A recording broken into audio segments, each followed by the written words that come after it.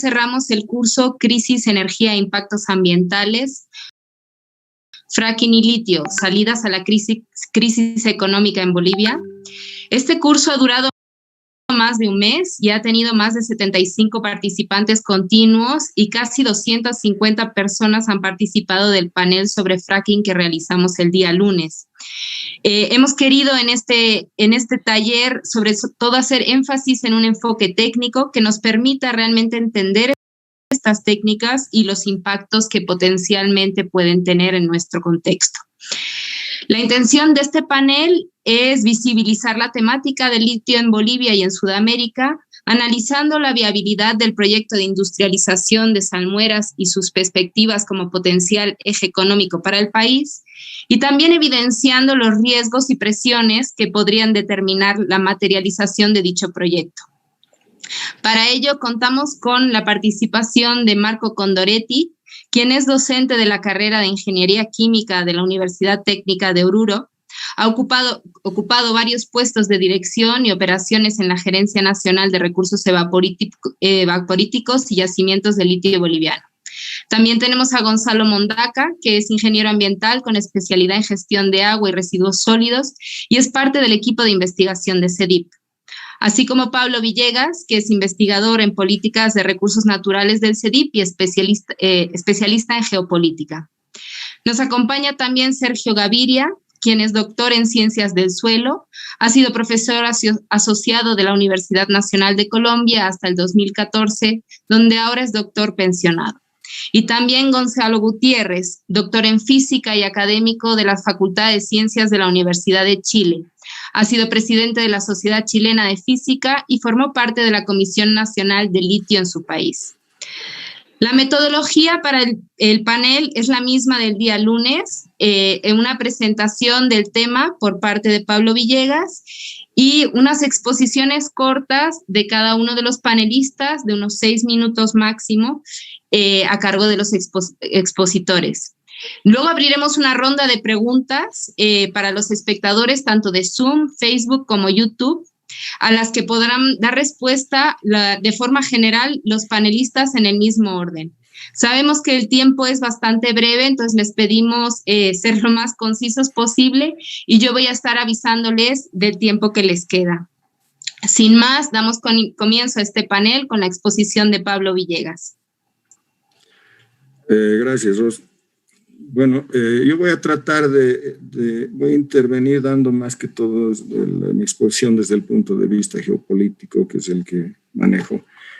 Desde este punto de vista, ¿qué es geopolítica? Geopolítica podemos hacernos una pregunta: ¿quién controla el territorio?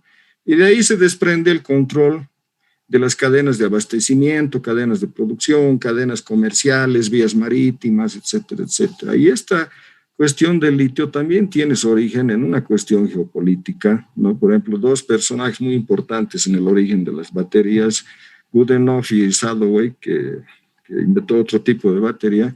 El primero le metió al tema porque dijo, había frente al embargo petrolero de los años 70, o sea, netamente geopolítico, y el último dice, si yo tengo el invento en la cabeza, ese invento me sirve para derrocar un dictador de aquí, aunque esté en la mitad del planeta. Entonces eso muestra, y claro, él dice, la electroquímica es un elemento clave para la paz mundial. Desde el punto de vista de estos dos que son norteamericanos, obviamente no es la paz, y ellos en Latinoamérica especialmente no han derrocado dictadores, sino han puesto, ¿no es cierto? Pero para que vean que hay una cuestión, siempre ha habido una cuestión geopolítica. Y hablando de geopolítica en Latinoamérica, está muy generalizada la idea de que se trata de poner el mapa en la mesa, no para planificar la guerra o la defensa de nuestra región, sino para ver dónde están los yacimientos, los caminos y los mercados, para ver cómo nos vendemos más fácil y más barato, ¿no? Hemos hecho eso siempre, y la diferencia con otras épocas, otra época, por ejemplo, donde Bolivia pasó una situación parecida, es la Segunda Guerra Mundial.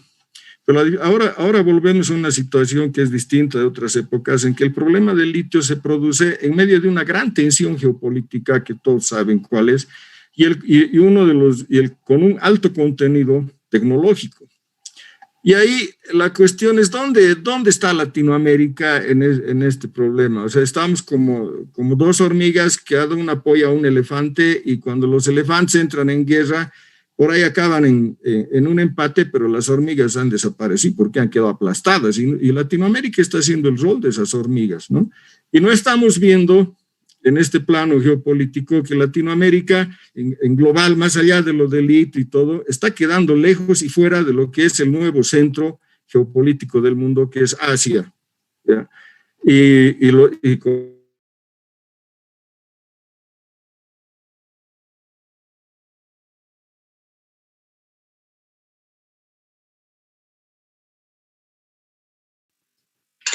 Pablo, creo que te hemos perdido. ¿Estás ahí?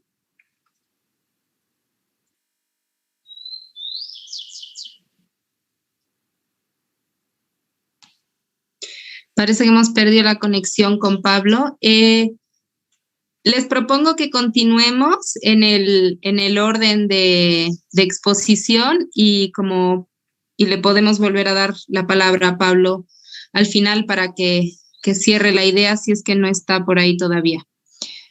Haremos eso si les parece bien. Empezaremos entonces con los 6 minutos de exposición que le corresponden a Marco Antonio Condoretti, por favor. Mil disculpas por los problemas técnicos. Perfecto, muy buenas tardes. Muchas gracias por permitirme intervenir una vez más en este evento. Bueno, tal vez viendo un poco el resumen de la presentación que realicé en el evento de litio y la reflexión que yo quisiera mostrar, ¿no? Un poco lo que yo mostré es el litio desde la salmuera hasta la batería.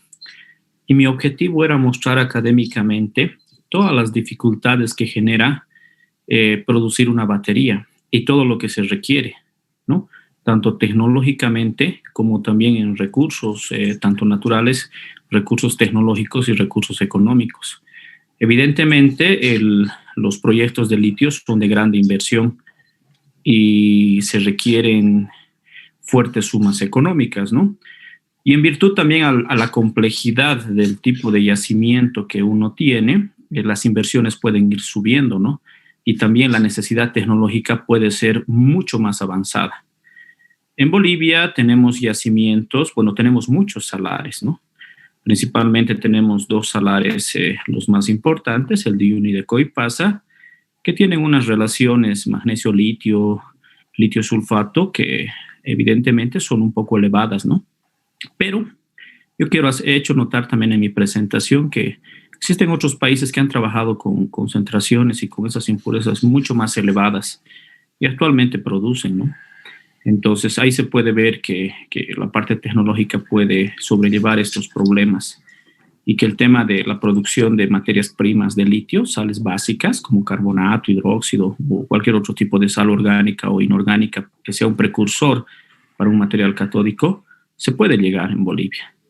Ahora, el paso ya de lo que es una sal básica a un material catódico y esto pase a una celda unitaria y esta celda unitaria a un pack de baterías y este pack a un automóvil eléctrico, evidentemente requiere de know-how y de tecnología, ¿no?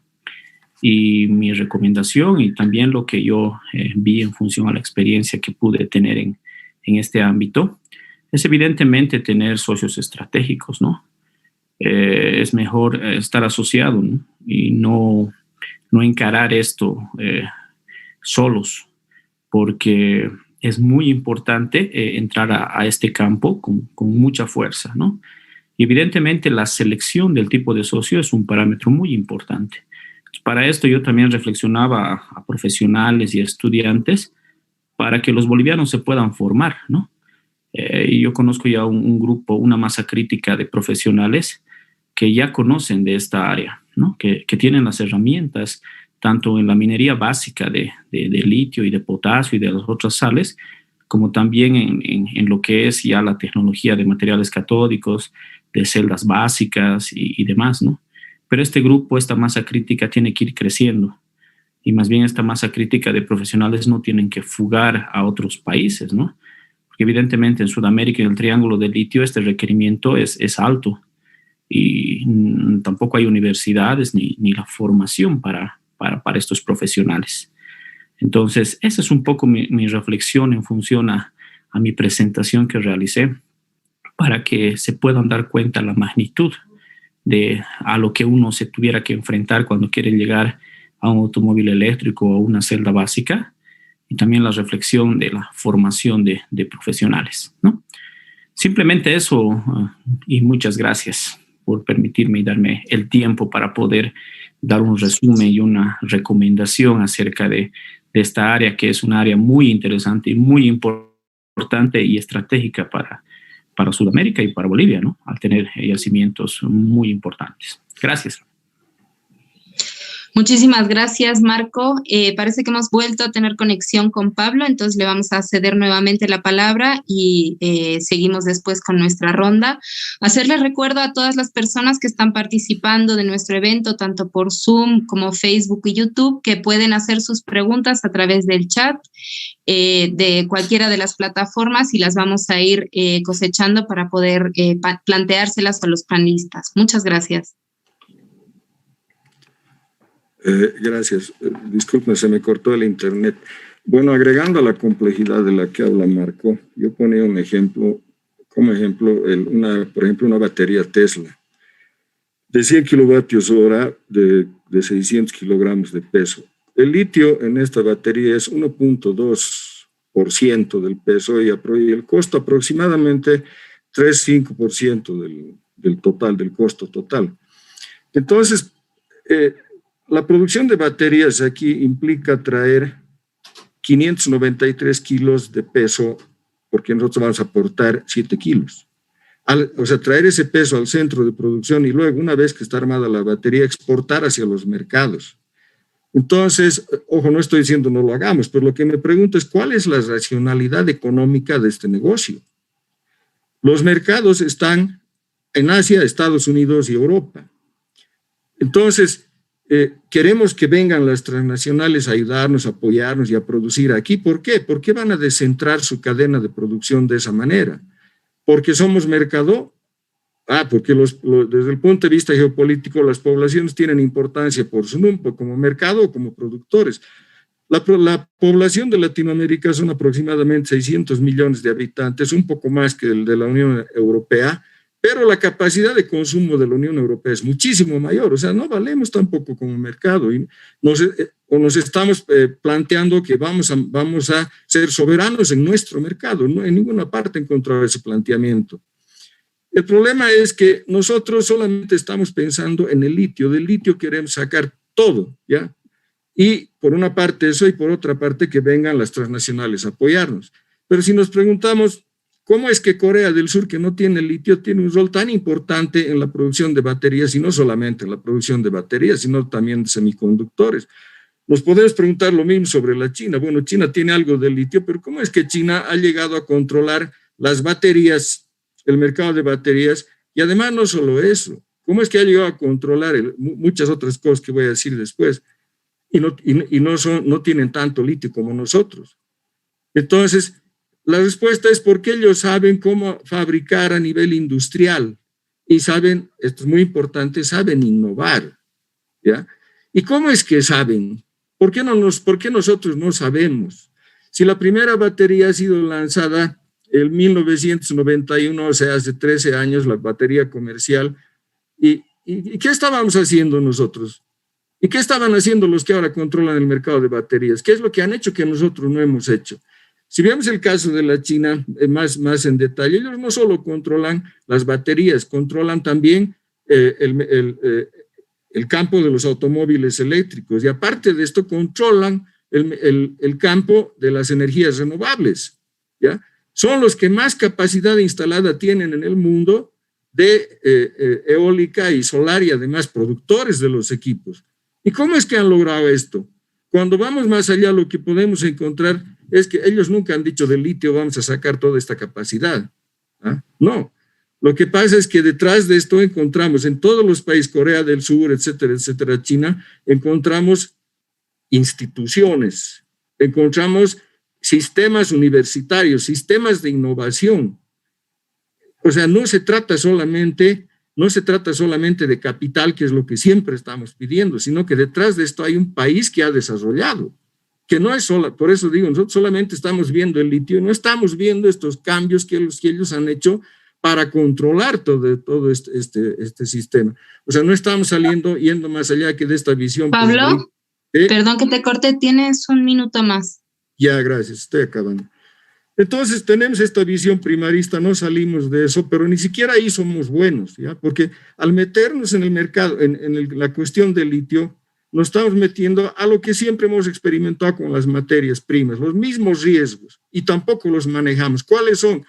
Fluctuaciones de precios que no podemos controlar, una competencia terrible que viene del reciclaje, que no lo queremos tomar en cuenta, el riesgo de que sea sustituido el litio. Se han patentado ya una batería que puede funcionar sin litio, que es de Goodenough, el 2016, y después tenemos competencia entre los productores de litio, tenemos el problema de agotamiento de reservas y problemas geopolíticos, o sea, los problemas que siempre hemos enfrentado. Y para concluir, ¿ya? Todos los análisis o muchos análisis sobre el problema de las explotaciones de litio en el triángulo del litio llegan a los problemas sociales y medioambientales y ahí quedan, ¿ya? Ahora la cuestión es, cuando hablamos de las grandes cantidades que acostumbramos a oír hablar de flujos de capital y dinero y riqueza y futuro luminoso para nuestros países, oímos hablar de eso, nos podemos preguntar cómo quieren manejar esa cantidad y no pueden solucionar el problema de las comunidades locales que con un paro pueden parar todo el proyecto millonario del que están hablando. ¿Y por qué van a parar? Porque se les ha secado el agua. Y hablan de tanto dinero y tanto desarrollo y no pueden hacer una evaluación de impacto ambiental adecuada, correcta y legal. Entonces, estos problemas, pequeños problemas sociales y medioambientales, lo que muestran es una incapacidad y un retraso de las élites que están manejando la cuestión del litio en nuestros países, que no tienen la capacidad de solucionar problemas tan pequeños. Gracias. Muchas gracias, Pablo. Sí ha sido un poco más del tiempo, pero nos parece que ha sido una presentación realmente provocadora. Le pasamos la palabra a Sergio Gaviria. Te hacemos recuerdo que tienes 6 minutos y obviamente a todas las personas que nos están viendo que por favor vayan compartiendo sus preguntas para los expositores. Gracias. Gracias, Ros. Muchas gracias a Pablo por esa introducción que me parece muy interesante y desde un punto de vista, digamos, bastante especial o diferente a lo que uno maneja como en el campo técnico, digamos. Yo soy más geoquímico y ustedes pues saben, en Colombia litio no es el caso, pero el enfoque y el punto de vista de la química y de digamos, el tema ambiental relacionado con la explotación del litio sí nos generó a un grupo de colombianos que participamos con el CEDIP en el proyecto de evaluación del estudio de impacto ambiental y nos permitió realmente entrar en este tema y nos muestra, digamos, toda esa problemática que plantea Pablo. Para nosotros, visto desde afuera, uno diría que en Bolivia había unas expectativas gigantescas en este proyecto que lleva más de 10 años de duración, que inició, yo creo que varias décadas anteriores cuando los técnicos y científicos de instituciones extranjeras en Francia, de Estados Unidos, hicieron las evaluaciones del litio en el Salar de Uyuni y Coipasa y generaron, yo creo, una expectativa muy grande porque ya en los años 80, dentro de ese triángulo del litio, prácticamente se planteó que al sur del Salar de Uyuni había unas reservas y unas concentraciones de litio extremadamente altas. Cuando uno lo mira ya en perspectiva, se da cuenta que no es tan así, sí, porque si uno considera los 10.000 kilómetros cuadrados del Salar de Uyuni y las reservas o los posibles recursos, pues realmente tal vez Gonzalo nos mostró en el caso de Chile, de Atacama, que puede ser muchísimo más alto, ¿no? En cuanto a la posibilidad de explotar. Es decir, yo desde este punto de vista encontré que había un extremado optimismo en esa intención de convertir a Bolivia en un productor o un explotador, digamos, de la materia prima. Muy interesante visto desde afuera que llegara hasta a cumplir todo el proceso, hasta las baterías, pero mirando ya el desarrollo y, digamos, la historia de todo este proceso, pues uno se da cuenta que hubo una serie de pasos, digamos, necesarios, pero que llevaron a algo parecido a lo que es un ensayo y error. Entonces había unas expectativas y unas concentraciones muy importantes. Empezaron a aparecer los problemas, tanto técnicos como ambientales, y esos realmente creo que no fueron abordados de manera sistemática, sino a medida que se fueron, digamos, encontrando en la línea de tiempo. Y eso hizo aparentemente tomar decisiones sobre esos procesos de construcción de plantas piloto, de ensayos de concentración, etcétera, por evaporación, que realmente, si uno lo ve hoy en día, sí constituyen en pérdidas grandes de tiempo, de energía y de recursos en ese proceso. Es casi una investigación llevada a cabo a una escala industrial. Muy interesante, pero digamos desde el punto de vista que plantea Pablo, pues realmente los objetivos eran otros, ¿no? Yo en este sentido también abordé, y para el curso, los problemas ambientales ligados a la minería de metales en el altiplano boliviano. Con Gonzalo pues discutimos muy ligeramente un poco sobre el problema de no contar con la información clara indicada en los estudios que hicieron tanto la GNR como la Yacimientos de Litio Bolivianos, donde supuestamente habría miles de análisis de concentraciones de metales en aguas, en salmuera, en aguas subterráneas, etcétera, que se anuncian, digamos, en todos esos informes de avance, pero nunca encontramos realmente los resultados que los pudieran, digamos, soportar. Y eso es muy importante porque al mismo tiempo que se concentran los elementos de interés, el litio y las otras sales, pues también es posible concentrar en esos productos que se obtienen, pues impurezas que a nivel de las aguas son bajas, pero que a medida que se van evaporando, pues van aumentando su concentración. Y eso tiene unas relaciones químicas y ambientales que yo creo que sí son muy importantes de considerar. Sergio, disculpa que te corte, tienes un minuto más. Perfecto. Gracias, Ros.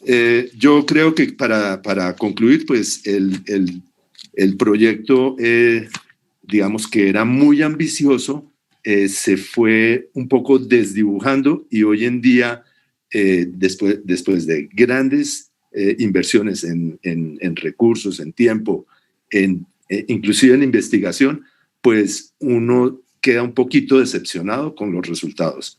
Y eso pues visto desde el exterior. Muchísimas gracias, Sergio. Le cedemos la palabra a Gonzalo Mondaca. Recordarles a todos que pueden seguir haciendo sus preguntas. Gonzalo, tienes 6 minutos aproximadamente para tu primera provocación. Gracias. Gracias, Ros. Buenas tardes a todos. Muchas gracias por este espacio para debatir y poder contribuir a un proyecto que, como ha dicho Sergio, empezó con muchas expectativas. Lo que yo presenté en una ocasión anterior tenía que ver con los impactos ambientales, un análisis de los impactos ambientales relacionados con el proyecto de litio en Bolivia. Y quizás los puntos más importantes, los voy a repasar, tienen que ver con un uso intensivo del agua, que llega incluso a 18 millones de metros cúbicos por año, si es que las dos plantas industriales que han sido instaladas funcionaran a su máxima capacidad. También hemos detectado algo que comentó ya Sergio, un hermetismo muy fuerte en muchos temas, los rendimientos, la producción, y también, como dijo Sergio, hermetismo en función de la información básica, que en el caso de las evaluaciones de impacto ambiental es fundamental para poder evaluar adecuadamente los impactos. Me refiero especialmente a la investigación hidrogeológica, hidrológica y hidrogeoquímica. Entonces, eso ha generado varias incertidumbres, por ejemplo, el desconocimiento del volumen estimado o aproximado de las reservas de agua que hay en la zona, en la región, y para poder decir si lo que va a explotar el proyecto es o no un impacto muy fuerte o no tanto. También hay desconocimiento de la calidad, de la composición de las aguas, y eso también puede generar otros problemas porque hay un proceso natural hidrogeoquímico de arrastre de diferentes elementos hacia el salar que incluyen al litio y al potasio y otros elementos aprovechables, pero también podría incluir metales pesados. También hay un desconocimiento de las delimitaciones de los acuíferos y los flujos y interrelaciones entre ellos.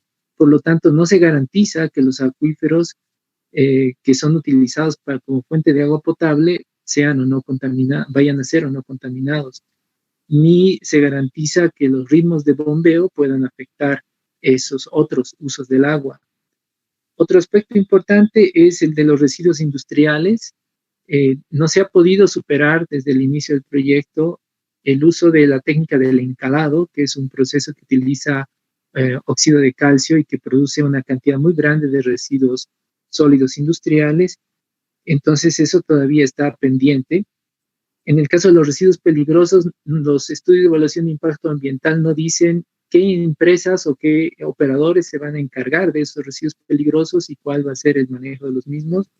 En el caso de los residuos domiciliarios y asimilables a domiciliarios, los que vienen de los campamentos y algunas actividades industriales, tampoco está muy claro la cantidad, la generación que tienen y tampoco cómo se estarían disponiendo, ¿no? Sin contar que además mencionan una incineradora que para la cual no hay ninguna referencia acerca del impacto que puede provocar. También en el caso de la información se identifica una desarticulación de las instituciones en Bolivia, de las instituciones que generan información que podría ser o que es clave para el proyecto, como por ejemplo el Servicio Nacional de Meteorología e Hidrología, no está muy vinculado con la ILB. Lo mismo pasa con Sergiotecmin, el Servicio Geológico Minero, el Servicio Geológico Técnico Minero, que es otra institución que también podría aportar mucho, e incluso la Autoridad Nacional de Agua Potable y Saneamiento no está involucrada, pese a que están en riesgo sistemas de provisionamiento de agua potable.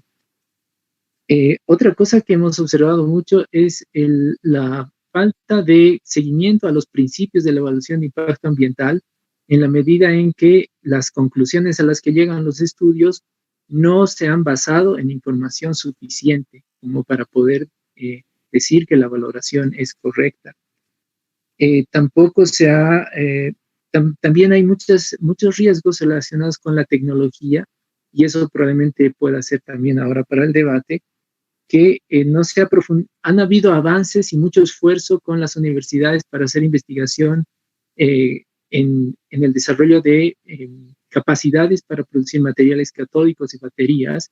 Sin embargo, la investigación de química básica que puede garantizar la producción de los productos primarios no ha sido profundizada. Entonces, justamente ese componente es el que tiene más debilidades, especialmente los métodos evaporíticos por su alta dependencia de las condiciones climáticas y también por, como dijo Sergio, los tiempos, la energía y los recursos que necesitan, ¿no?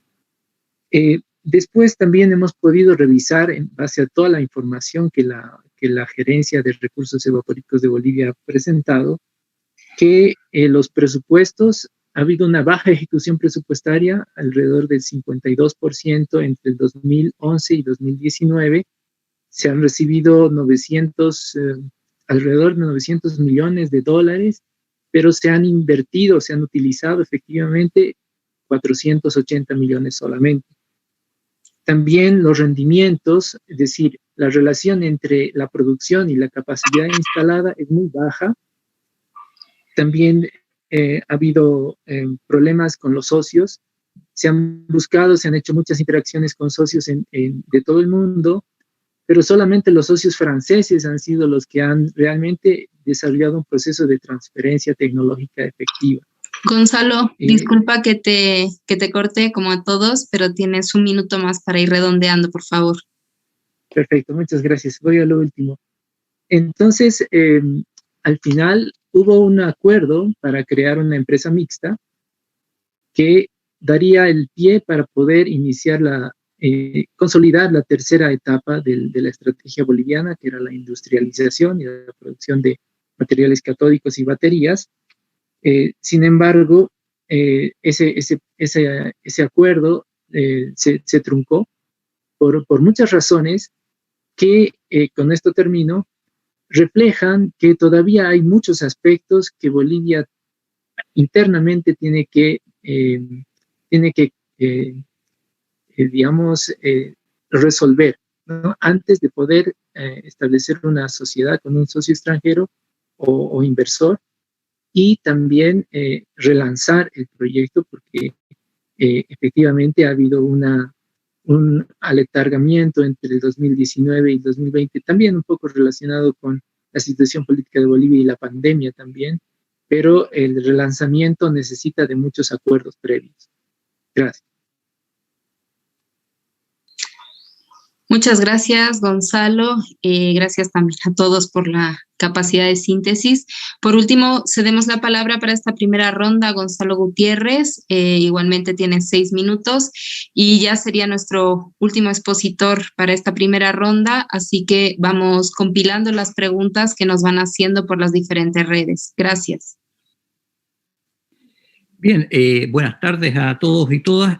Muchas gracias por la invitación a este importante e interesante foro. Yo quería comenzar tal vez y comentar lo que ha expresado Pablo Villegas de una manera más general. Lo dije cuando di mi charla más larga, de que en realidad desconozco el detalle del proyecto boliviano, solo lo que sale en la prensa y algunos artículos especializados, pero obviamente es una visión externa muy diferente a la que puedan tener los propios actores allí en Bolivia. Por lo tanto, voy a tomar lateralmente ese punto nomás. Quisiera poner uno de los problemas que plantea Pablo de qué hacer con nuestros recursos naturales y esta discusión antigua, a mi juicio, pero no por ello menos vigente e importante, de qué poder resolver al respecto. Los puntos son más o menos que se ponen: estamos lejos de los centros de consumo, no tenemos las capacidades tecnológicas, no en cada uno de estos productos, la materia prima que nosotros tenemos entra de una manera, de alguna forma marginal, un 3%, un 10% del valor, etcétera. Entonces, ¿qué podemos hacer? Yo creo que este es un debate antiguo en Latinoamérica y antiquísimo, por lo menos, pero que tuvo un fuerte desarrollo en los años 60, cuando se establecieron estas teorías de la dependencia, centro-periferia, qué hacer con los recursos naturales, la maldición de los recursos naturales, y desde mi punto de vista, la situación que vivimos hoy no es tan diferente. Solo lo que la vivimos en una situación que yo creo de profundización de un modelo de globalización que da ciertas tareas a distintas partes del mundo. Y en ese sentido, pienso que el caso del litio es interesante.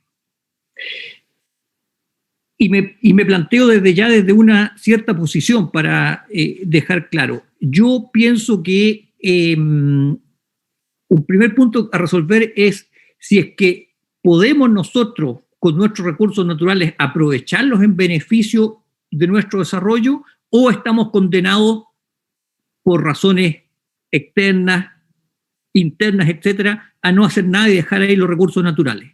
Yo me sitúo en la primera. Yo creo que podemos ocupar nuestros recursos naturales en términos de desarrollo. Y entonces, en función de eso, uno lo que tiene que analizar es por qué no lo hemos podido hacer hasta ahora. Yo la situación de Bolivia no la conozco en detalle. La que conozco más o menos, pero tampoco soy economista, pero soy un físico y informado en materias generales de ciudadano. La situación en Chile, más o menos en Chile existe un consenso sobre eso, que los recursos naturales no han podido ser ocupados en beneficio del desarrollo del país, léase una cierta industrialización o ponerle valor agregado, por una voluntad política nula que han tenido las élites gobernantes para hacer eso. El cobre es el caso más claro en Chile.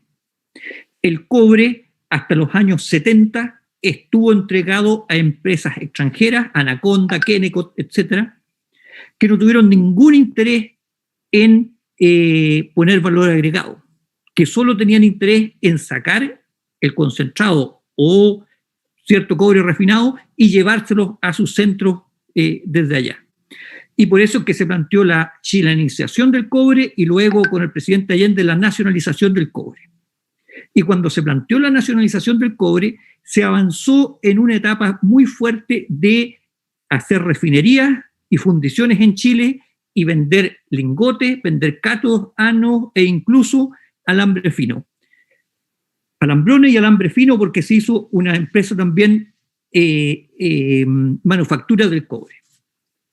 No hay ninguna prueba ni evidencia de que esto fue una cuestión fallida. Al contrario, el cobre del Estado, y que es el que tiene las refinerías, da, produciendo hoy día 1/3 del cobre, se entrega al Estado 2/3 de las rentas fiscales. El año 90 Chile producía la mayoría de cobre refinado. Hoy día el 70% es concentrado de cobre, que lo producen las empresas extranjeras, porque hubo una suerte de desnacionalización y el 70% está en manos extranjeras, solo el 30% lo produce Codelco. Es decir, no podemos decir que aquí ha habido una estrategia errada, porque nunca ha habido la estrategia de ponerle valor agregado. Solo hubo una estrategia, unos 3 años, que duró hasta que derrocaron al presidente Allende.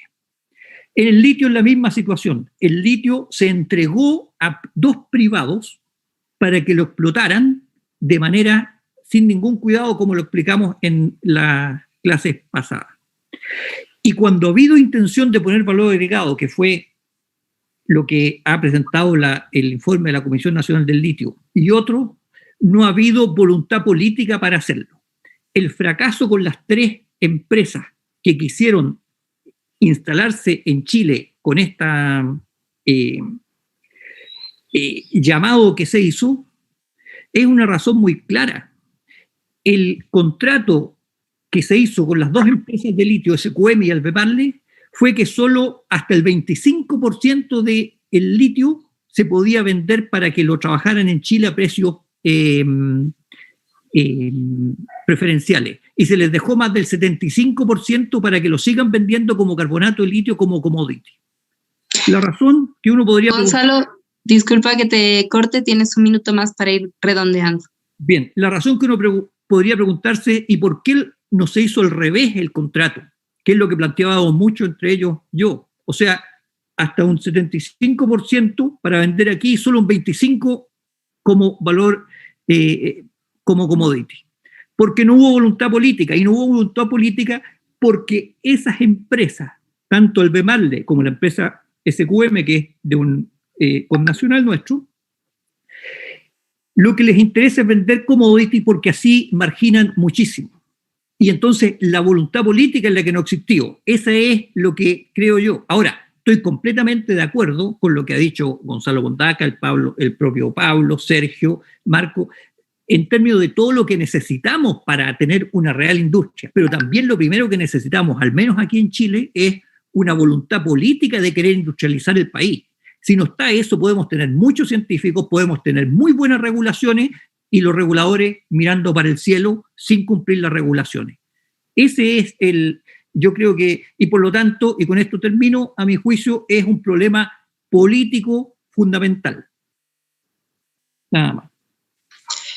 Muchísimas gracias, Gonzalo, y en general a todos los panelistas por la capacidad de síntesis. Sabemos que es muy poco tiempo para cuestiones tan complejas y además tan poco tratadas en general. Voy a dar lectura a las preguntas que nos hace el público desde las diferentes redes y la idea no es que ninguna de las preguntas va dirigida a alguien en particular, a un panelista en particular, sino que pretenden que entre todos puedan hacer su aporte para hacer una respuesta bastante general a las problemáticas que el público nos está planteando. Jesús nos pregunta, ¿qué estrategias se podrían plantear para tener socios estratégicos cuando los que existen dispuestos a intervenir y a utilizar alta tecnología son empresas transnacionales que lo que más les interesa es obtener ganancias financieras y muy poco o casi nada les interesa el país para explotarlo? De David Hernán López Cortés, si para la fabricación de baterías de litio solo se requiere un 3% de litio y los demás materiales en un 97%, se deben importar a precios internacionales, ¿es en realidad un negocio lucrativo para el país como se presenta por el gobierno o estamos condenados a exportar materias primas con el modelo extractivista? De Yesenia González, buenas tardes para todos los panelistas. Considerar que si se puede lograr una transición energética basada en el mismo modelo extractivista, caso concreto del litio, que bajo las experiencias mundiales da la misma continuidad al mismo patrón de producción extractivo con nocivos impactos socioambientales. De Jesús, ¿qué implicaría construir una cadena de producción, industrialización y exportación de recursos naturales como el litio, generando valor agregado y en base a un sistema de innovación? Jessica González nos pregunta, ¿consideran que existe viabilidad en los proyectos de litio cuyo análisis a nivel mundial es más especulativo en términos de precios y proyectos, siendo que las principales beneficiarias serían empresas transnacionales? ¿Consideran que existe viabilidad de los proyectos de litio? Ernesto Alejandro Arteaga, ¿las reservas probadas de litio están en el top 5 del mundo o en qué puesto están? ¿Se puede proceder a seguir con la planta industrial? ¿Por qué sí y por qué no? Edwin Jaldín, ante tanta evidencia durante el curso y ahora en el panel, ¿el negocio de litio en Bolivia no es viable actualmente? ¿Se tendría que empezar de cero? Diego Llanos, para todos los panelistas, por favor, ¿cuál es la realidad del mercado del litio a nivel mundial? ¿Es competitivo frente al hidrógeno en caso de baterías de autos eléctricos? Esas son las preguntas que tenemos ahora mismo. Recordarles que, bueno, no sabemos si vamos a poder responder exhaustivamente a todas las preguntas en detalle, pero invitamos a nuestros panelistas a responder en general, teniendo en cuenta estos aportes que nos hace el público y también para ir cerrando sus exposiciones. Para esta segunda ronda tienen 5 minutos aproximadamente cada uno. Les voy a ir avisando y agradecemos de antemano la capacidad de síntesis que están teniendo. Empezamos con Marco Antonio Condoretti. Gracias. Bueno, Rosmin, muchas gracias. Bueno, voy a intentar dar respuesta a todas las consultas dadas, ¿no? Lo primero, yo quisiera aclarar, en la primera pregunta hablan de un 3% de litio. Yo quisiera que eso esté muy claro. Dentro de la química de las baterías existen muchas químicas, ¿no? Las químicas básicas LMO, LFP y lo que es LCO, ¿no? Y de ahí hay muchas combinaciones. el porcentaje de litio que existe en cada una de estas químicas es diferente. No podemos hablar. En muchas publicaciones existe bastante información errónea. Entonces, yo quisiera que eso se tome en cuenta. Por ejemplo, para las químicas básicas, les voy a dar. El LCO tiene un 11%, el LMO tiene un 6%, el LFP tiene un 8% de litio, ¿no? Hablan de un 3%. Yo quisiera, en mi presentación yo hice esa aclaración, que se tome muy en cuenta esto. Y para cualquier persona que quiera calcular para producir una batería a partir de hidróxido, de carbonato o de un oxalato, hay que tener muy en cuenta eso para ver si los datos son fiables, ¿no? Porque alguien nos puede decir, quiero hacer una planta de 5 gigawatts, ¿cuánto litio requiero? ¿No? Primero hay que saber qué química van a usar para la batería, ¿no? Sabiendo la química, uno puede saber cuánto litio hay, ¿no? Esa es una primera aclaración que yo quisiera que se tome en cuenta, que se hizo en la presentación para poder ver.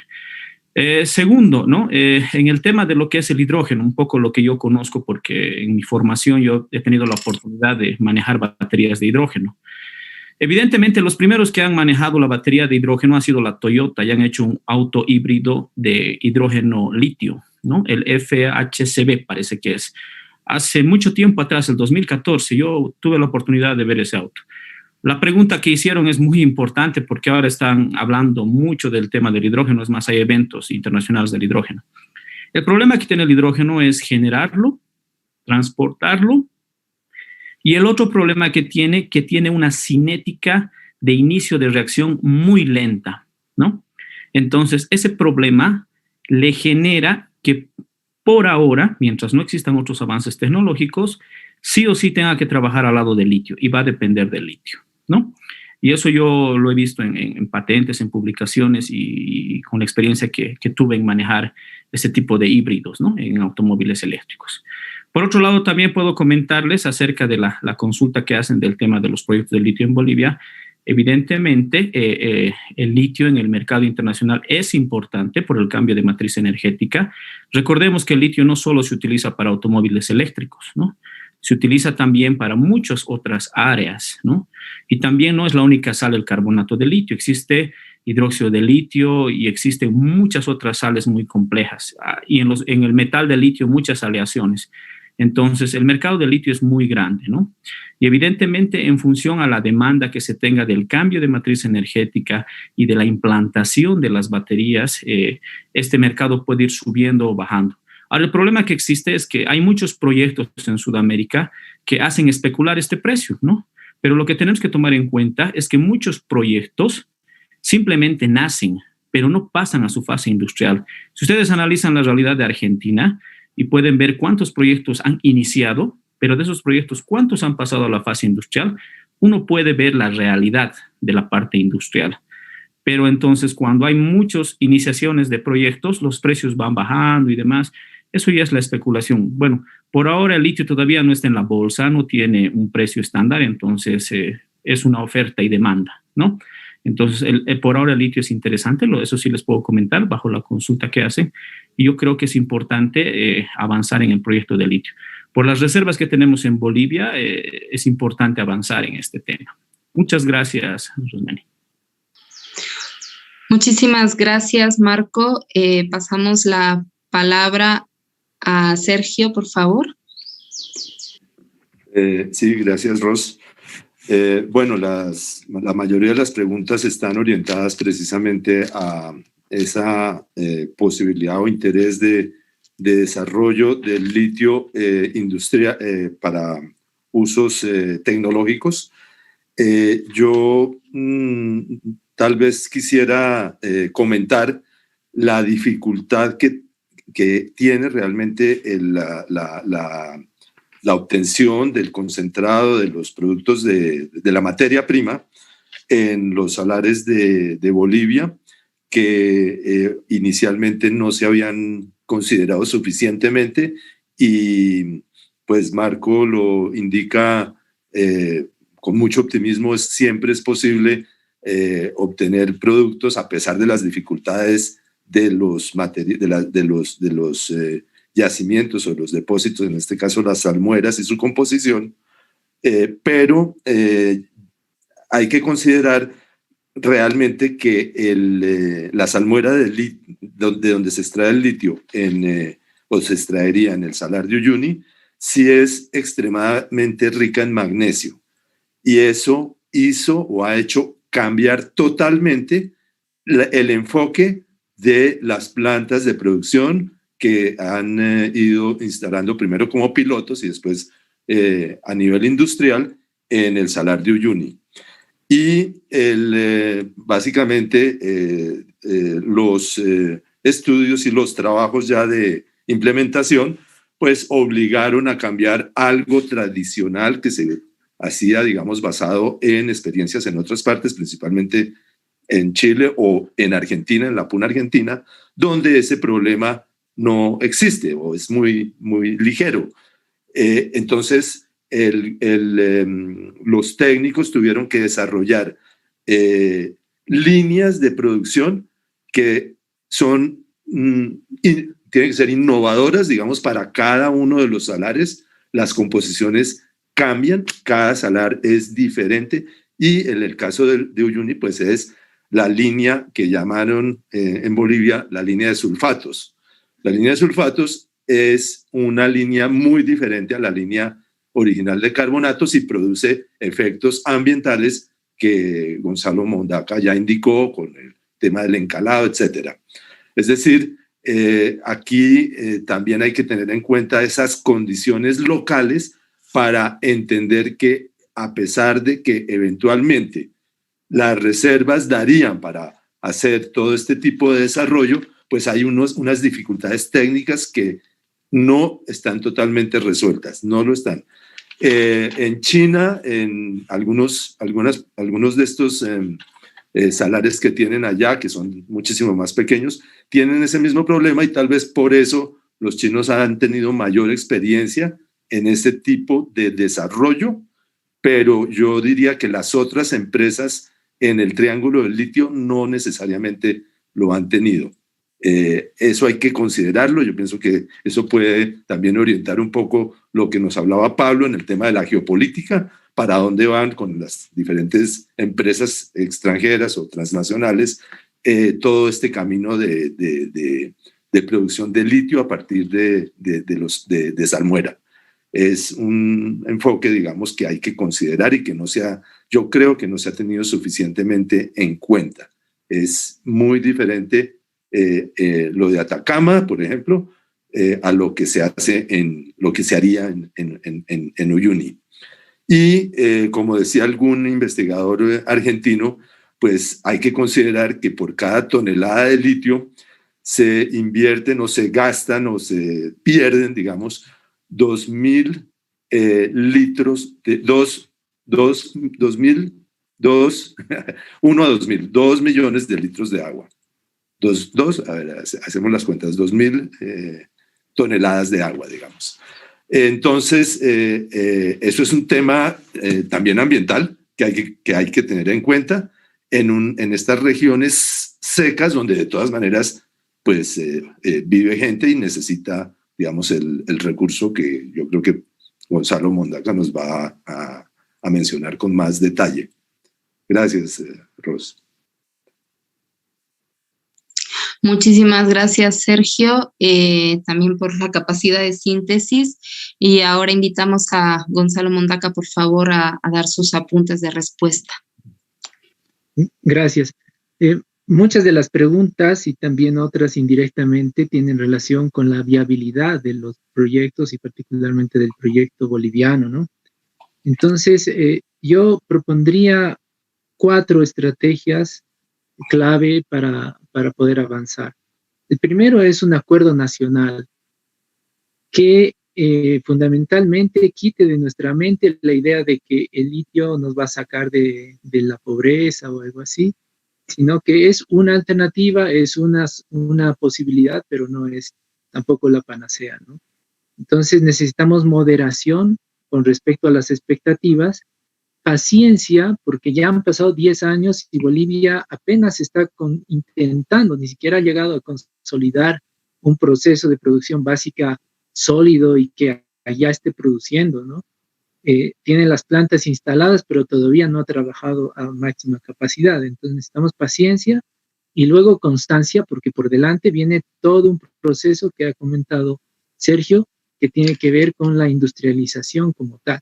Hay un paso muy diferente entre tener una planta, instalaciones para producir a nivel piloto y otra en tener unas instalaciones y capacidades para adaptarse a un mercado que cambia, que exige mucha calidad y que invierte mucho en tecnología, ¿no? Entonces, ese sería el primer paso. El segundo sería trabajar en mejorar la tecnología de la producción básica con el principal objetivo de reducir el impacto ambiental y reducir los tiempos de producción que al final están generando retrasos y ineficiencias que tendrían que superarse para luego continuar. El tercer paso sería avanzar un poco en la producción intermedia de productos derivados del litio, como el cloruro de litio, el hidróxido de litio, el sulfato de litio. Tal vez incluso se pueda avanzar hacia la producción de isótopos de litio, el isótopo 6, el isótopo 7, el litio metálico, que son productos que también podrían considerarse, hay un debate ahí, pero podrían considerarse productos industriales que tienen más valor que solamente el carbonato, ¿no? Y la cuarta posibilidad, y que es también muy importante y también un cambio de mentalidad, es vincular la producción de la industria del litio con las energías renovables.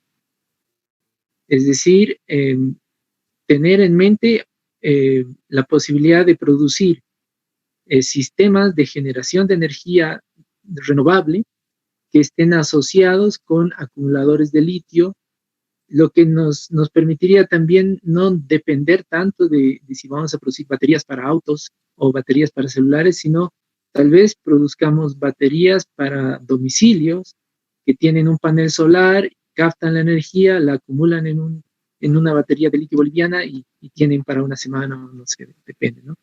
Entonces, tiene que haber una vinculación entre la producción de litio y todas las alternativas que hay para la transición energética. Muchas gracias, Gonzalo. Pasamos la palabra a Gonzalo Gutiérrez. Vamos a ir cerrando esta primera ronda y como vamos muy bien de tiempo, gracias a esa capacidad que tienen nuestros panelistas de hablar claro y concreto, vamos a hacer una segunda ronda de preguntas. Gracias, Ros. Bueno, hablar último, esta vez tiene la facilidad de que creo yo que las preguntas han sido muy bien enfrentadas por Marco, por Sergio y por Gonzalo. Yo estoy completamente de acuerdo con lo que han dicho ellos en términos de, primero, la necesidad de desarrollar la industria, la situación medioambiental compleja y la situación diferente de los tres países que tienen salares y donde hay necesario desarrollar ciencia y tecnología, no está fácil, y la situación de la explotación del litio, que es muy intensiva en agua y otros recursos, y por lo tanto se necesita allí trabajar. Y finalmente estas líneas de agregación de valor aguas abajo que ha dicho Gonzalo, estoy totalmente de acuerdo, estos 4 puntos. Entonces yo quería concentrarme en la viabilidad de los proyectos y en la manera de desarrollarlos. A mí me da la impresión de lo siguiente, que necesariamente, o no sé si necesariamente, pero yo creo que con gran probabilidad el desarrollo de muchas de las agregaciones de valor, y más aún si estamos pensando en material de batería y en batería, tendría que ser con empresas transnacionales, como se ha dicho aquí, empresas de punta en tecnología. Pero con esa empresa de punta en tecnología se puede llegar a acuerdos. Yo voy a contar 2 experiencias aquí que a lo mejor son casuísticas, pero que creo yo que son importantes. Cuando estábamos en la Comisión Nacional del Litio, tuvimos la presencia del gerente general de Rockwood, que es la que le vendió a Albemarle después su producción, la empresa alemana. Y uno de los miembros de la comisión le preguntó explícitamente si el Estado tomara el control sobre el 51% de la empresa Rockwood, ¿ustedes seguirían en Chile o no? El hombre se paseó para allá, para acá, era un alemán, y contestó después, sí, seguiríamos en Chile. Porque nosotros, este es nuestro negocio, esto es lo que nos interesa, y tendríamos que llegar a un acuerdo, pero aunque Chile tenga el 51% de control, seguiríamos ahí. Eso dicho así. Segundo, a mí me tocó hablar directamente con varios ejecutivos porque, no sé si ustedes saben, en Chile la Comisión Chilena de Energía Nuclear es la que da los permisos de extracción de litio. Y me tocó el 2009-2010 ser presidente de la Comisión Chilena de Energía Nuclear. Y en esa calidad, muchos de estos empresarios de empresas japonesas muy importantes, las que suenan en baterías de litio, manifestaban que tenían interés ellos de entrar al negocio de la batería de litio. Ahora ya ni siquiera tienen interés, ahora lo van a hacer porque Estados Unidos, la Unión Europea, incluso China, ha dispuesto de que van a haber vehículos no solo híbridos, sino que solo eléctricos. Pero en ese tiempo, y lo que necesitaban era un proveedor de largo plazo de litio continuo y ojalá un precio preferencial, pero ni siquiera eso. Y tenían gran interés en eso. Efectivamente, cuando ahora el 2018 se hizo la licitación solo por un 20%, una pequeña cantidad, se presentaron 19 oferentes de las principales empresas. Mitsubishi, Toyota, etc. Al final quedó Samsung, quedaron esto. Y que no hayan quedado allí, al menos la información que tengo yo, no es porque no les interesaba o porque pueden hacerlo en otros lados. Es porque se les cambió las reglas del juego esta empresa privada Albemarle. Es decir, con reglas de juego claras, por ejemplo, si hubiera sido alguien con más espaldas, como el Estado, que llega a un acuerdo con ellos, se podría haber desarrollado eso incluso con un 20%, pero lo que yo les decía antes, ¿por qué no el 80% de esas condiciones?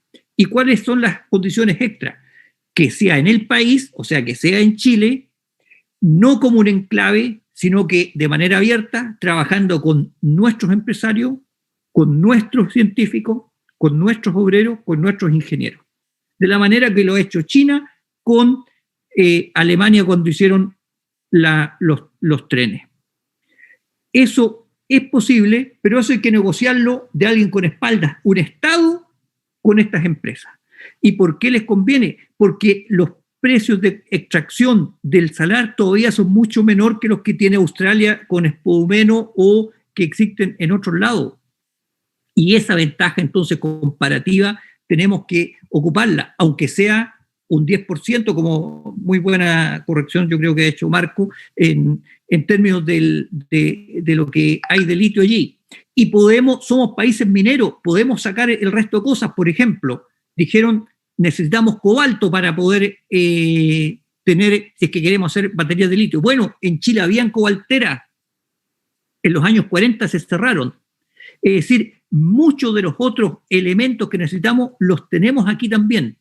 Y lo más importante, creo yo, tenemos la inteligencia y tenemos la sabiduría para poder hacer eso. No tenemos los científicos ahora, pero podemos formarlo. En Chile, por lo menos, yo creo que hay una gran capa de gente muy educada, muy capaz. ¿Y para qué decir en Argentina? Entonces, creo yo que estos fundamentos que a veces se elevan en Chile, por lo menos que es donde conozco, interesadamente, de que aquí no va a venir nadie, de que eso lo que más conviene es venderlo como commodity, así nomás, no metamos cosas, no tienen razón. Ahora, el otro fundamento que se da es que la producción de litio es muy chica. Efectivamente, en Chile venderlo como commodity es menor que lo que se exporta por los vinos. O sea, no tiene nada que ver con el cobre en Chile. El cobre en Chile es un tremendo supermercado, el litio es un kiosquito chiquitito al lado. Pero no importa, ¿qué es lo importante? Que el litio está en la cresta de la tecnología. El litio es lo que nos permitiría meternos a empresas tecnológicas, negocios de los cuales no conocemos en Chile. Nuestros empresarios, ¿qué son? Nuestros empresarios son empresarios extractivistas, que venden lo que tienen y no participan en mercados competitivos. Ya se dijo aquí, Marco, el litio es un mercado absolutamente opaco, no transa en bolsa, no es un mercado competitivo. Ellos tienen un tesoro y lo venden, el clásico rentista. Nos enseñaría a tener capitalismo industrial, que tenga que salir a competir por mejores productos, como lo hizo Corea. Y en esa competencia yo creo que nosotros lo podemos hacer, porque para esa competencia lo que se necesita es inteligencia, y la inteligencia la tenemos, pero no nos pueden tener atados de mano para no desarrollarla. Eso es lo que creo yo. Por lo tanto, la viabilidad de los proyectos es viable, y aquí se han dicho muchas de las razones por las cuales no han sido viables hasta ahora, en términos técnicos, en términos también de regulaciones, pero eso no son leyes físicas, son leyes humanas que las podemos cambiar, las podemos arreglar y avanzar en eso. Nada más. Muchísimas gracias, Gonzalo. Como les indicaba, vamos a pasar a una segunda ronda breve de preguntas.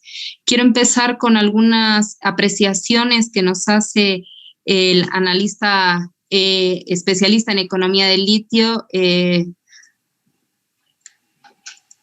Juan Carlos Zuleta.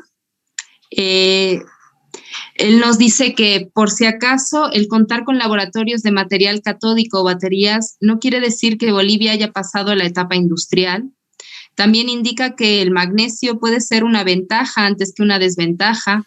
Es un 77% más liviano que el acero y un 33% más liviano que el aluminio. Ninguno de los panelistas parece saber lo que esto significa. Y por último, es necesario repensar la industrialización del litio en Bolivia, pero el punto de partida inconcluso sigue siendo la producción de materias primas refinadas de litio. Esos serían los comentarios del exgerente de YLB, y las preguntas del público con las que vamos a terminar esta segunda ronda serían: ¿Bolivia perdió el tren del litio?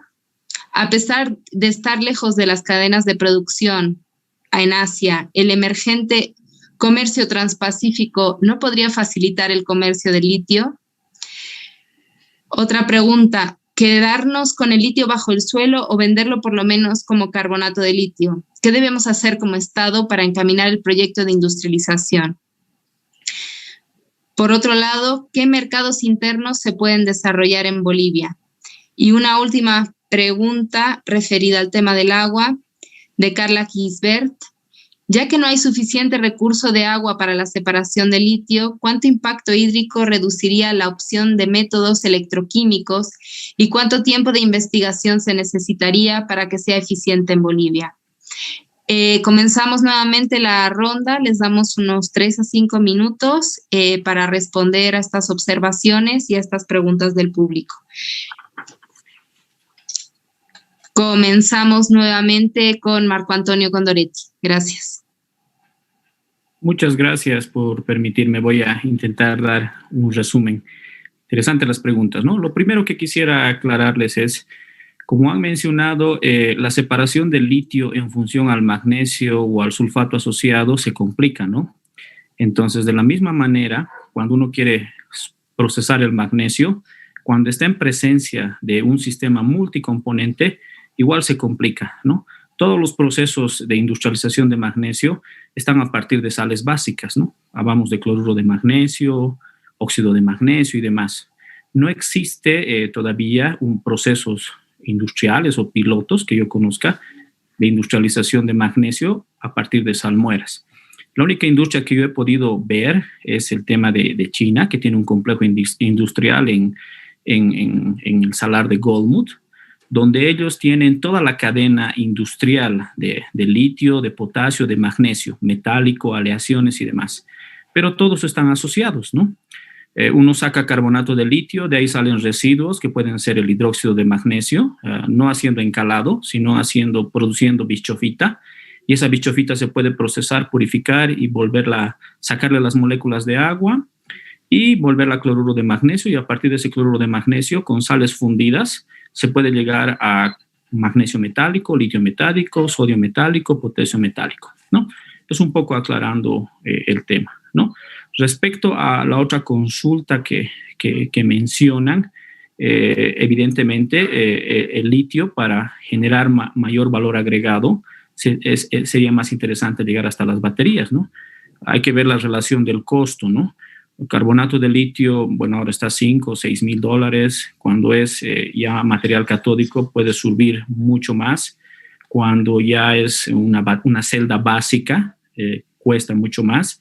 Cuando ya es un pack de baterías, cuando tiene un BMS y demás, cuesta mucho más. Entonces, esa es un poco la cadena que uno tiene que ver. Y evidentemente la inversión que uno tiene que hacer, tanto económica, tecnológica y demás, es mucho más grande, ¿no?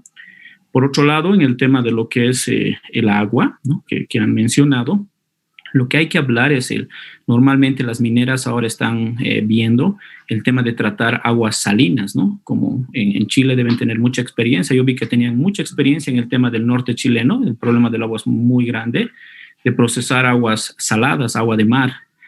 En Bolivia se puede hacer lo mismo, ¿no?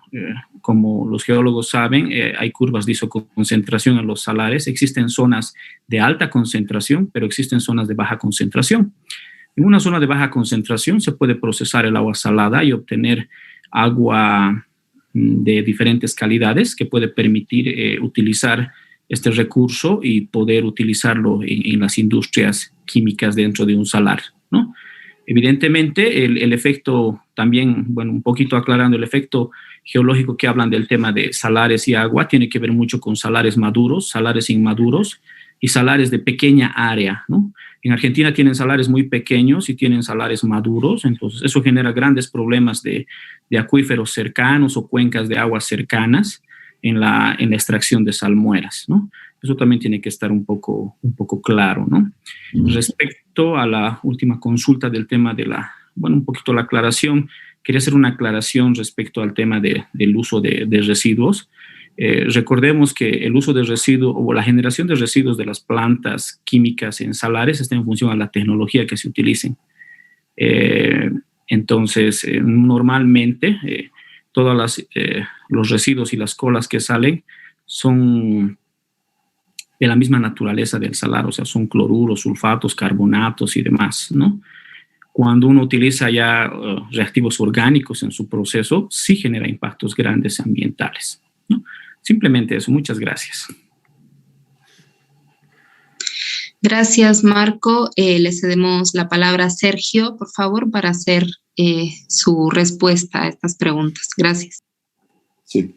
Bueno, gracias, Ros. Sí, respecto a lo que plantea el ingeniero o el doctor Zuleta sobre el tema del magnesio, pues uno al leer toda la serie de informes de desarrollo, de presentación al público, etcétera, digamos, las empresas estatales manifiestan permanentemente su preocupación por esta característica, digamos, particular de la salmuera de los salares de Bolivia, específicamente el de Uyuni. Y lo plantean más bien como una dificultad más que como una ventaja. Yo puedo suponer que en el desarrollo de todo ese proceso industrial que arranca con la parte, digamos, de planta piloto, pues en ningún momento se pensó, más bien se trató de resolver la gran problemática planteada por las características de composición. Si uno ve que el salar de Uyuni, la salmuera del salar de Uyuni, en el sector donde se está haciendo la planta, la relación potasio-litio o magnesio-litio es del orden de 20:1, pues uno diría más bien es una explotación de magnesio y de potasio, ¿sí? Y el litio debería ser casi que un subproducto. De hecho, eso fue lo que resultó. Les tocó casi que reorganizar y reorientar todo el proceso por esa característica específica. Y si uno piensa, pues se hizo una planta piloto para potasio, si uno tiene que eliminar el potasio para concentrar el litio y adicionalmente tiene que eliminar el magnesio para concentrar el litio, pues lo más lógico es que esos productos obtenidos pues deberían tener un rendimiento muy importante, que la empresa lo orientó a la producción de fertilizantes, ¿no? Fertilizantes de potasio, fertilizantes de magnesio, ¿no? Fertilizantes de potasio a partir del cloruro de potasio, uno mixto con carnalita, cloruro de potasio y magnesio, y adicionalmente por cuestiones climáticas y toda la parte, digamos, de evaporación y la termodinámica de la cristalización de las sales, la bischofita resultaba en algunos momentos de, digamos, casi que como por casualidad en las piscinas de, digamos, en las sales residuales, ¿sí? Es decir, yo diría que en lugar de pensar, ¿no?, en que esos eran precisamente unas materias primas muy importantes para usos tan tecnológicos como producir aleaciones de livianas de magnesio, pues no, se pensó básicamente en producir fertilizantes. Ahora, ese tiene un problema grave que no está planteado, no está claramente, digamos, identificado o por lo menos expuesto, y es que esas sales residuales o esos productos concentrados en gran cantidad, ¿no? Ya lo decimos, 20 veces más que el litio, concentran también esos metales pesados que pueden llegar dentro de la salmuera o que pueden estar en el mismo salar, que es un salar inmaduro, donde hay capas de sal, capas de depósitos de lago que tienen sulfuros con metales, hay sucesivos. La explotación se hace con pozos que perforan tanto costras de sal como esos depósitos de lago que tienen, como digo, por su ambiente químico, ¿no?, de pantano, condiciones reductoras anaeróbicas y que quedan expuestos a la oxidación cuando son sometidos pues a la perforación y a la extracción, digamos, de la salmuera. Es decir, todo eso que debería estar claramente identificado en esos estudios no está. Entonces uno también podría pensar hasta dónde esos fertilizantes de potasio y magnesio que se producen contienen concentraciones eventualmente peligrosas de metales pesados. Estoy pensando en el cadmio, el arsénico, muchos otros metales tóxicos realmente que se podrían estar sacando, digamos, en forma concentrada con las mismas sales, digamos, del salar. Eso es una pregunta a hacer. Yo creo que es muy importante conocer esas composiciones. Acordémonos que los metales pesados son concentraciones muy bajas, miligramos por kilo, ¿sí? Y los efectos pueden ser realmente catastróficos a nivel ambiental y para la salud. Entonces, yo más bien plantearía que antes de pensar en más tecnologías complicadas, aún más complicadas eventualmente que la producción de las baterías mismas de litio, pues pensar más bien qué está pasando con esas enormes cantidades de productos que antes eran residuales y se volvieron prácticamente principales en el beneficio de los salares, en el proceso de beneficio de los salares. Sí, esa es la respuesta mía. Muchísimas gracias, Sergio. Le pasamos la palabra a Gonzalo Mondaca. Gracias, Rosa. Muchas gracias a Marco y Sergio que han respondido, creo, lo más importante de la consulta del ingeniero Zuleta. Y eso me da pie, esas explicaciones me dan pie a insistir un poco en que en Bolivia se necesita un acuerdo nacional que combine moderación, paciencia y constancia para poder entender y avanzar con mayor pie firme sobre un tema que es complejo. Y ese acuerdo nacional pasa necesariamente por transparencia y participación, ¿no? Hay información distorsionada, incompleta, que no permite de visualizar un futuro muy, muy claro para el proyecto.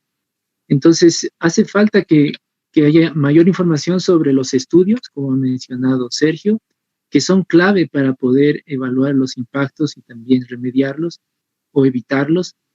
Los procesos químicos, los procesos de producción que se están implementando necesitan ser perfeccionados, pero no van a poder avanzar mucho si solamente es un pequeño grupo de científicos los que trabaja ahí y no se abre a mayor participación de las universidades en el desarrollo de innovación, ¿no?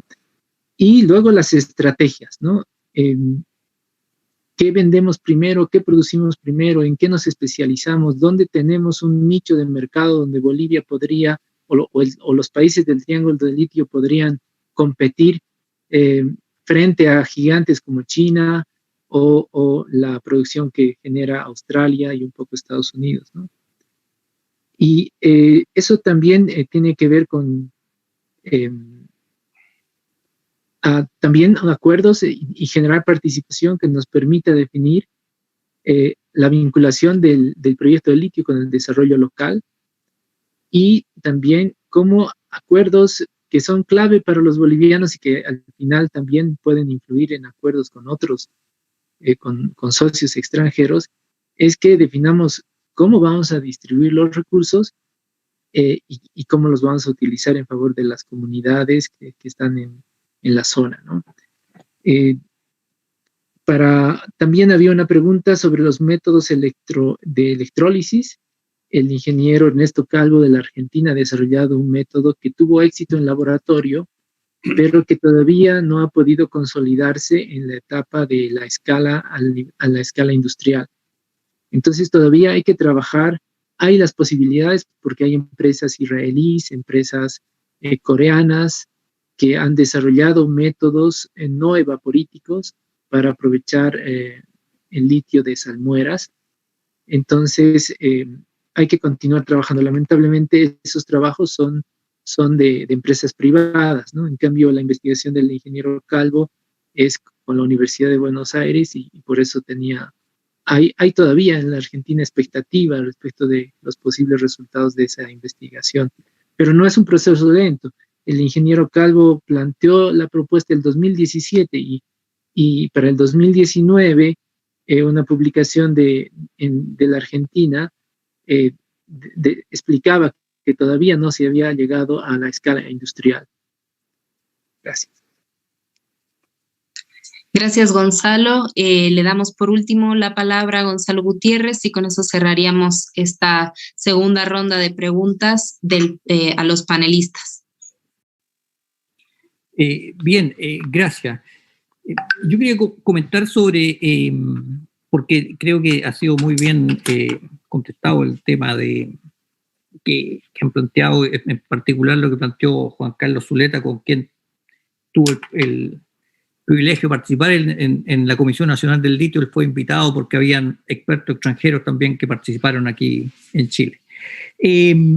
Sobre las distintas temas, yo creo que son actuales y que tomaron tanto Sergio como Marco como Gonzalo Mondaca en términos de la explotación del litio. Yo creo que las dificultades o los temas técnicos fueron bien tratados por Sergio con clarito, pero hay también, yo creo, temas medioambientales, al menos en el caso chileno, que resolver, el del agua al cual se referió ahora Gonzalo y otro, y también un tema que sale aquí en algunas de las preguntas que hace Edwin Haldin, Carla Quisberg, Alcón, Cintia, sobre que tiene que ver, yo creo, con las comunidades y los pueblos indígenas. A mí me da la impresión, por lo menos en Chile, este es un tema que está muy en la palestra, en términos de que de alguna manera antes se consideró que el norte, la minería en el desierto, era una minería que se podía hacer a diestra y siniestra sin ningún cuidado ni medioambiental ni de las comunidades y los pueblos indígenas, y hoy día hemos visto que eso no es así.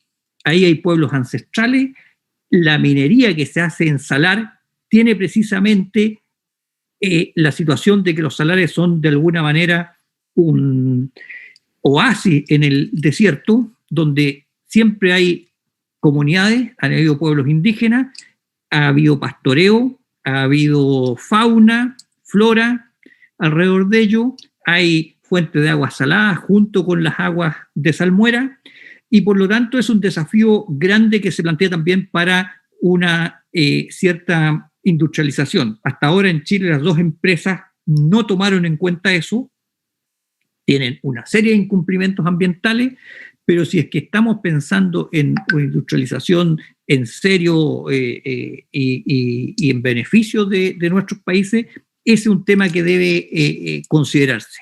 Y ahí entra alguna de las preguntas que hacen aquí. Ahí habría que ver, poner en la balanza si el beneficio que sale de sacar litio y de sacar distintos minerales del salar se compensa con el beneficio de ocupar esas zonas con otros usos incluso económicos, turismo, pastoreo, o los mismos pueblos indígenas a lo mejor quieren dejarlo así porque a ellos no les reporta nada, sino que solo problemas. Entonces, eso también son cuestiones importantes a considerar. El otro punto, y con esto termino, creo yo que es muy interesante esto que plantea Gonzalo Mondaca, de que esto tienen que ser proyectos países de acuerdo nacional, porque son involucran a mucho más que una cuestión técnica de cómo se avanza con eso. Tiene que ver con la educación, los técnicos que creamos, los encadenamientos productivos, y por lo tanto yo iría más allá, que también requiere, si es que queremos ser competidores en el mundo, un acuerdo regional. Y creo que nuestros gobernantes tienen un desafío allí. O sea, tenemos aquí más del 50% de las reservas en salares, que es la manera más barata de sacar el litio, y por lo tanto podemos dejar incluso de ser tomadores de precios. Podemos poner algunos precios y podemos poner ciertas técnicas en el mundo. Y eso requiere un acuerdo regional y medidas de alguna manera simples, más allá de los problemas diplomáticos y que tenemos, que son, independiente también de quiénes son dueños de los recursos. En Argentina sabemos, la mayoría son empresas privadas, en Bolivia es estatal, en Chile es estatal, pero lo explotan empresas privadas. Más allá, son medidas simples. Uno podría decirle, bueno, a los que están explotando los recursos y a los que van a avanzar en encadenamientos productivos, se le exige de alguna manera que haya una conexión a nivel académico, a nivel industrial, a nivel de conocimiento con los otros ingenieros que están trabajando tanto en Chile, en Bolivia, en Argentina. Esos no son difíciles de hacer, son medidas normativas que pueden adoptar los países. Y yo creo que en un foro de esta naturaleza y en la importancia de este tipo de cursos, nosotros deberíamos interpelar a nuestros gobernantes de qué piensan en ese respecto. Porque lo otro también es pensar que en Latinoamérica y en el Cono Sur nos vamos a salvar solos, y en este caso particular yo creo que eso es muy difícil. En el litio tenemos una oportunidad tremenda porque es una tecnología de punta que nos metería en los desarrollos de microelectrónica, nanotecnología, transición energética, como se dice aquí, que es quizás el problema importante para cumplir con el Acuerdo País, para parar el cambio climático, y por lo tanto podemos decirle a nuestros gobernantes, bueno, pongámonos de acuerdo por lo menos en esto, de cómo poder desarrollar y que este triángulo litio se transforme en un triángulo virtuoso y no en la idea que han puesto muchos empresarios como que es algo para sacar materias primas solamente. Muchísimas gracias, Gonzalo. Gracias a todos los panelistas. Creo que realmente nos han dado un pantallazo de las muchas temáticas que tienen que ver con la problemática extractivista y concretamente con el caso del litio, que como todos han mencionado genera muchas expectativas, pero tal vez esas expectativas no están a la altura del trabajo que sí se puede realizar o la forma en la que se está realizando. Especialmente preocupante el tema de la falta de información que es necesaria también para poder generar conocimiento tanto por parte de la población como para hacer esos estudios de impacto ambiental necesarios para conocer realmente a qué nos estamos metiendo como país y como sociedad. Realmente muy agradecidos a todos los panelistas y la calidad de las presentaciones que han tenido en todo el curso ha sido excelente. Por último, cedemos la palabra a Pablo Villegas, que va a ayudarnos a cerrar con algunas ideas clave sobre esta temática. Pablo. Gracias. Yo voy a tomar algunas, como dice, algunas ideas, y una muy interesante es el tipo de acuerdos que se hace con el capital transnacional. Y eso tocó Gonzalo Gutiérrez, que ha tocado muchas cosas que muestran que la experiencia chilena es muy parecida a la boliviana, ¿no? Yo vi varios contratos que hizo China por los años 2000 con empresas transnacionales. Honestamente, después ya no he visto contratos, solamente he oído algo de lo que hicieron recientemente con Tesla. Pero de esa época, cuando yo vi los contratos, yo me acuerdo y digo, eso no se parece en nada a los contratos que hace Bolivia con las petroleras, por ejemplo, que afuera todos creen que es nacionalizado esto, y tampoco con Asisa, y con ninguna empresa y ningún gobierno ha hecho ese tipo de contratos. ¿En qué consistían esos contratos chinos? En pocas palabras, ya te dejo entrar a mi país a que instales una industria, pero después me dejas la industria funcionando con personal chino y con maquinaria nueva.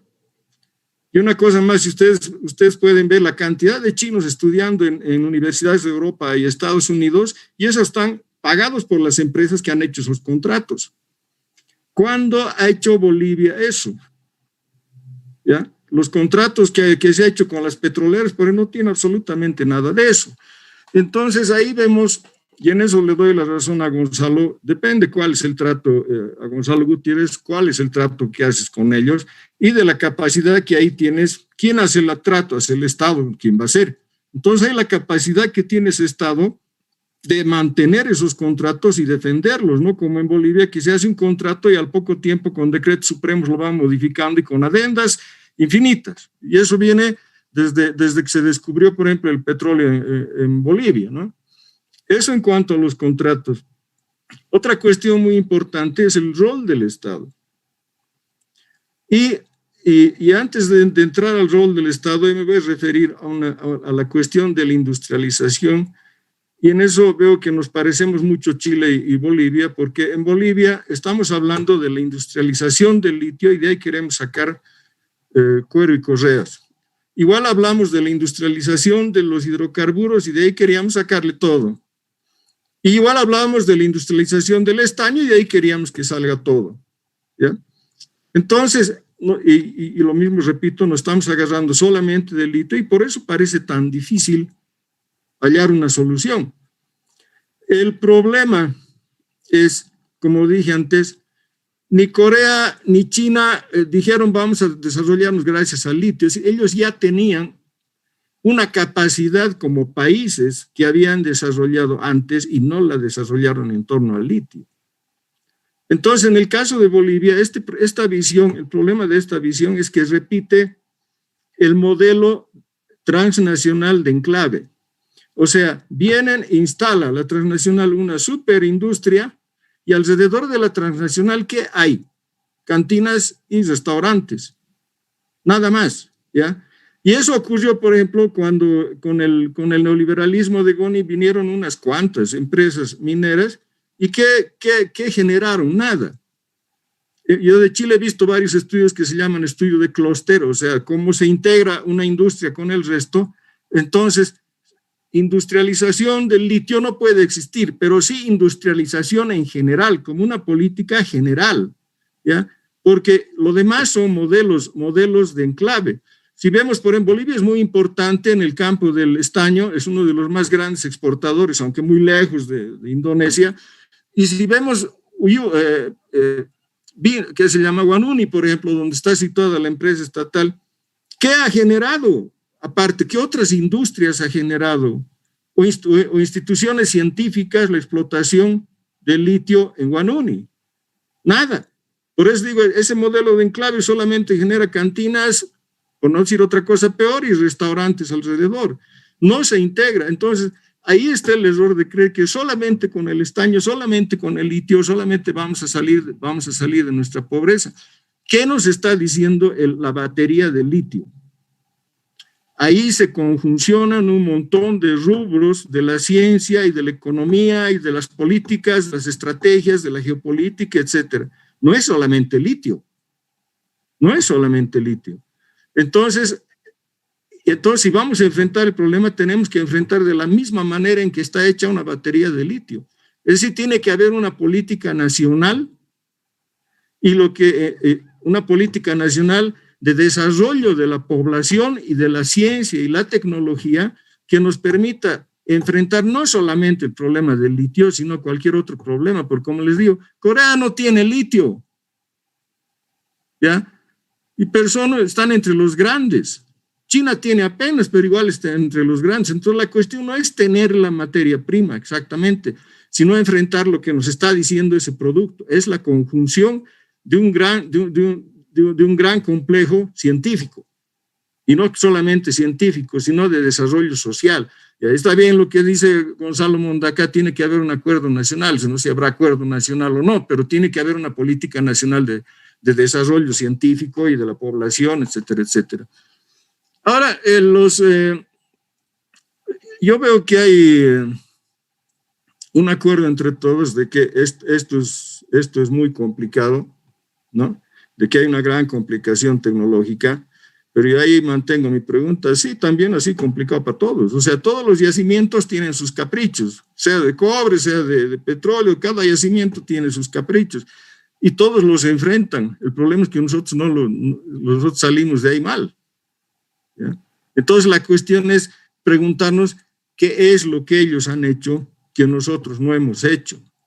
Y aquí no es cuestión de ideología, estoy hablando de China, de Corea, de Finlandia, de Japón, etcétera, etcétera.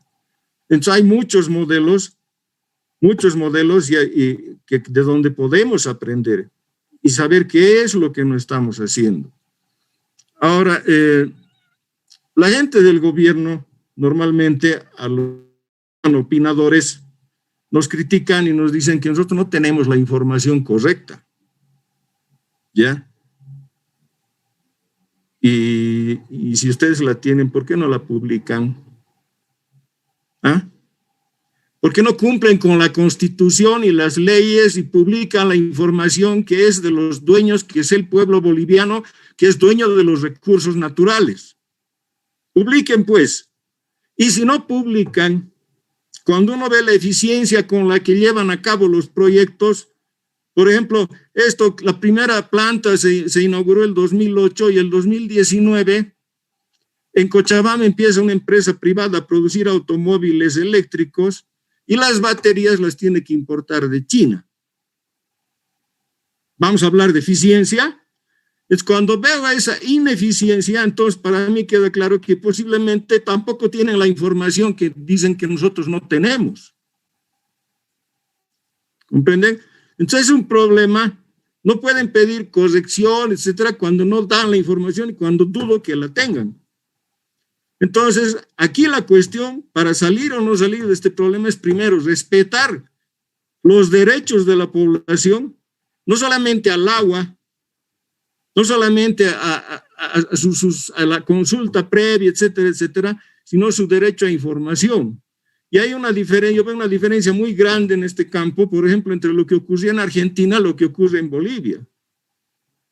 En la Argentina ha habido, a pesar de los fracasos, ha habido una participación social importante de universidades, científicos, industriales privados y funcionarios de Estado. Y ha habido un impacto en las universidades porque se han creado muchas especialidades de posgrado, maestrías, etcétera, sobre el tema del litio. ¿Cuál es la situación en Bolivia? Aquí tenemos una especie de un proyecto absolutamente sin transparencia, ¿ya? Y la prueba clara es que ni siquiera le dieron la información para que hagan la evaluación de impacto ambiental y que vengan, nos digan que no tenemos la información correcta. Entonces, si las cosas se hacen de esa forma, obviamente es porque no tienen la capacidad de enfrentar a la sociedad, no tienen la capacidad de llevar un proyecto como se debe. Cuando yo reviso los informes de las transnacionales, yo puedo entrar a revisar sus cuentas, los accionistas, cualquier cosa. Pero ¿dónde está la información de la ILB publicada? ¿Dónde están las evaluaciones de impacto ambiental publicadas? No existen. ¿Dónde está, por ejemplo, la evaluación en otro campo de la evaluación de la empresa San Cristóbal? No existe. Entonces no nos vengan a decir que no tenemos la información correcta. Sí, señor, tenemos. Y lo hemos demostrado. Entonces con eso acabo y hago un llamado a las autoridades a respetar el derecho de los dueños de los recursos naturales a la información. Gracias. Muchas gracias, Pablo, por terminar este panel con una provocación tan provocadora como el inicio. Muchísimas gracias nuevamente a todos nuestros panelistas, también a todas las personas que nos han estado siguiendo a través del curso durante más de un mes y también las que han estado en estos dos paneles públicos desde el lunes y hoy día. Invitarles a todos a visitar la página web del CEDIP, donde están todos los recursos que se han utilizado en el curso. También están los videos del curso y los videos de estos dos paneles van a estar pronto también en la página, también en nuestro canal de YouTube. Y pronto vamos a estar haciendo una memoria con artículos de todos los expositores que han formado parte del curso y estaremos también anunciando eso a través de nuestra página y nuestras redes sociales. Muchísimas gracias a todos nuevamente y buenas tardes. Muchas gracias a todos. Gracias, compas, de verdad. Gracias, un gran abrazo. Igual poder compartir aquí. Chao.